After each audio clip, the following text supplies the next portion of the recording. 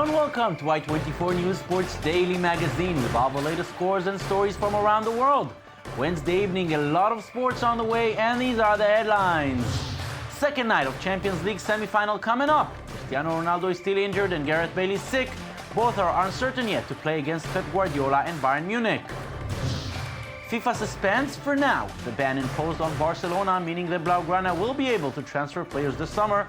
Ter Stegen and Halilovic are already on the way. After losing Game 1 at home, the Indiana Pacers finally showed in Game 2 why they have the best record in the East. Paul George just could not miss from outside. And we go on a tour around the world, from motorcycles tackling the mud in Bulgaria to Audis crushing against the wall in Silverstone. Motorsports are happening all around us. Hello again, and thank you for joining us. We are live from the Jaffa Port. Champions League action is, of course, our leading story, with one semi-final first leg to be played tonight and one more held last night. No goals between Atletico Madrid and Chelsea. Which team is it good for? That depends on who you ask. It may be good for Chelsea, who clearly came to the Vicente Calderón to play for the draw and made sure the tie is decided at Stamford Bridge. They got the result they wanted, but it came with a heavy price. Goalkeeper Petr Cech and John Terry sustained injuries that may keep them out until the end of the season. Frank Lampard and John Obi Mikel will be out for the second leg due to yellow cards, and manager Jose Mourinho knows the road ahead will be very difficult. This result leaves everything even more related to details for the second leg. We had problems before the game. We had problems during the game. We lost 4 players during the game, 2 with injuries and 2 with yellow cards. But we will fight. Atletico Madrid, on the other hand, can feel somewhat frustrated. They had control of the ball, created more chances, but were not really close to score. Chelsea's defense was able to contain anything Atletico tried to do, and the Blues' substitute goalkeeper, Mark Schwarzer, who will now become the first goalkeeper, was never really put to a serious test. Atletico will also have to deal with an absence in the second leg, as captain Gabi will be out due to yellow cards. Manager Diego Simeone knows that Chelsea's defense was strong, but that means nothing ahead of the second leg next week.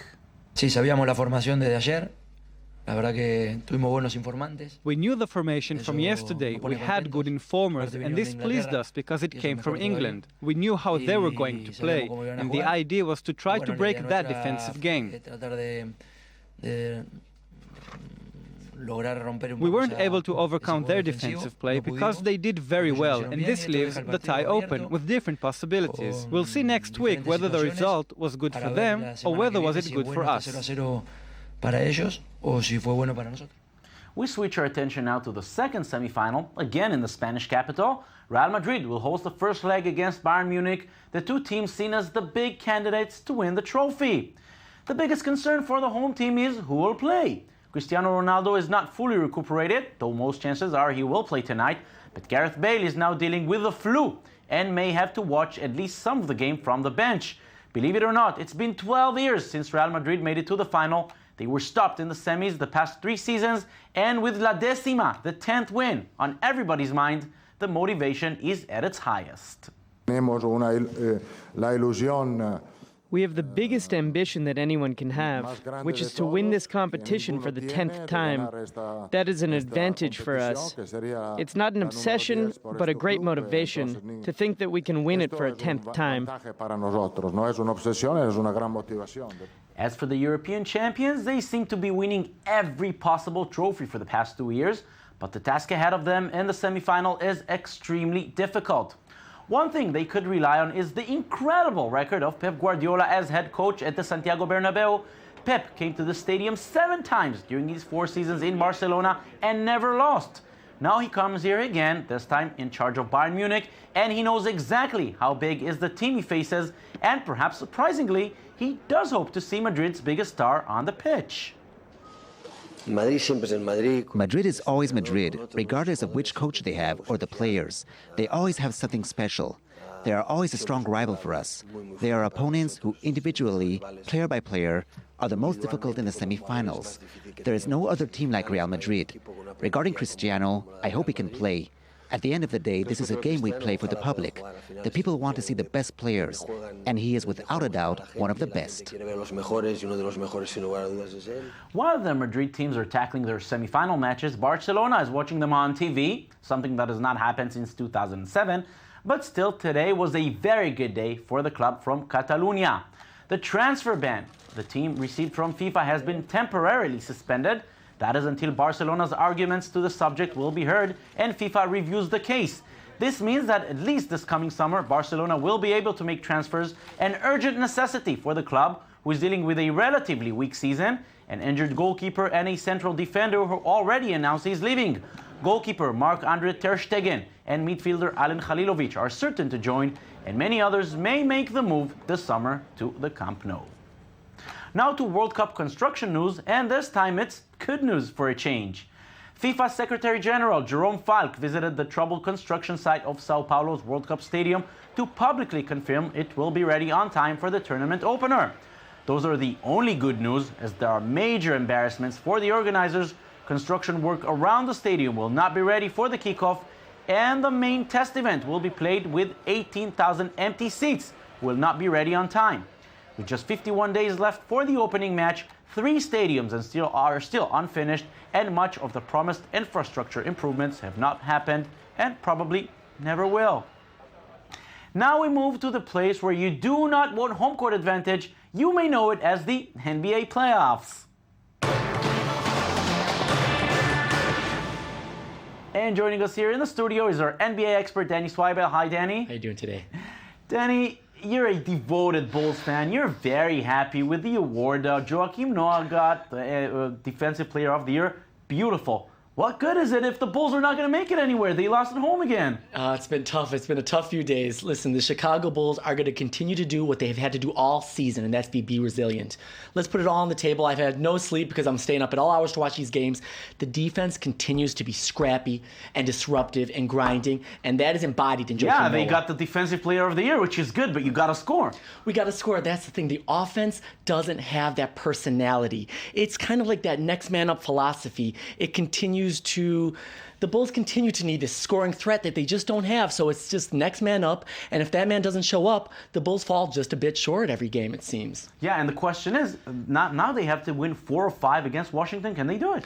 You can never rule the Bulls out because, again, through Tom Thibodeau's philosophy is just like, listen, keep scraping, keep getting them off their game. So this could be a long series. A lot of people predicted this could go to 7 games. I like to think if the Bulls win the next one in Washington, which is they're capable of doing it, then anything's possible, but it is an uphill climb. Interesting to see. Now another series where finally a home team win is Indiana against Atlanta. Indiana winning at home, the Pacers, and Paul George finally coming to himself 5-7 from behind the arc. They can absolutely take home court advantage back from the Hawks. Absolutely. Paul George continues to have a lot of hype surrounding him, and finally he lived up to what he was at the beginning of the season. He almost had a triple-double with the 27 points, 10 boards, 6 assists, 5 for 7 behind the arc. If he plays like that, that's a winning team. That's the recipe for a winning team. It remains to be seen if he'll continue. Yeah, and that's what they have done all season. These Pacers going to be very interesting to see if they will make it to that final against the Heat, as everybody predicts. Danny Swibel, NBA expert, thank you very much for joining us. Thanks for having me. Michael Phelps, the most decorated Olympian of all times, announced his comeback from retirement. The question to be asked now is if this will be a successful comeback. Yes, Michael Jordan came back to win another 3 championship rings. That was his first comeback, but it's not always like that. Lise Barnbaum reminds us of some other comeback stories. Not all of them were happy. Michael Phelps is back in the headlines and back in the swimming pool. After retiring in 2012, the 22-time Olympic medalist has announced his comeback. There he is. Ian Thorpe, another swimming great, also attempted a comeback in 2011, but failed to qualify for the 2012 London Olympic Games. Since then, he has become a shadow of his former self. Swimming is the sport of choice for comebacks. After a 2-year break, French swimmer Laure Manodou couldn't resist returning to the pool. Yet, she was aware of her limitations before the London Olympics. I did not want to consider me either as captain or leader because I came back and it's still quite tricky. However, Manodou decided to call it quits in 2013 due to her pregnancy. On the other hand, some have succeeded in their comebacks. After the Euro 2004, Zinedine Zidane retired from the French national team, yet he agreed to return a year later to help his teammates qualify for the 2006 World Cup. Zidane took his team to the finals, but ended his career on a sour note with the infamous headbutt to Marco Materazzi. Legendary boxer Mike Tyson also made several returns to the ring. After serving 3 years in prison, the former undisputed heavyweight champion came back in 1995, but was notoriously remembered for biting the ear of Evander Holyfield during a fight in 1997. Tyson's career was mainly turbulent, and he eventually left the boxing world in 2008. I'm not good at it anymore. No, I don't have the desire to be that guy anymore. Belgian tennis player Justine Henin was also on the losing side of a comeback. After retiring in 2008, the former world number one returned to action 2 years later, but didn't achieve the same success as before. At the age of 27, Henin tried to resume her career with great enthusiasm. The road is still long, but I think that's what I like, the big challenges. I think that's part of my personality, to put myself in danger. An elbow injury did not give Henin the chance to regain her confidence, and she retired for good in 2011. For others, a comeback is the last chance for career resurrection. One example is Lance Armstrong, who made his farewells to cycling in 2005. The 7-time Tour de France winner came back in 2010, but that was the beginning of the end. In 2013, he finally admitted about using performance enhancement drugs throughout his career in an interview to Oprah Winfrey. The accusation